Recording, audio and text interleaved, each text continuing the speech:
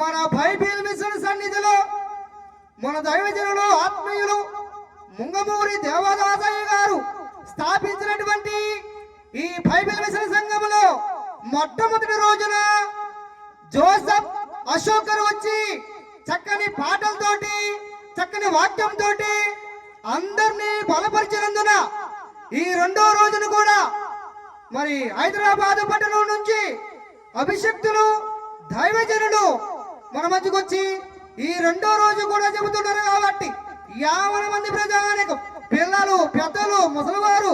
అందరూ కూడా వచ్చి మీ కొరకు చక్కగా వేయబడిన రంగురంగుల కుర్చీల్లో కూర్చొని సందడిగా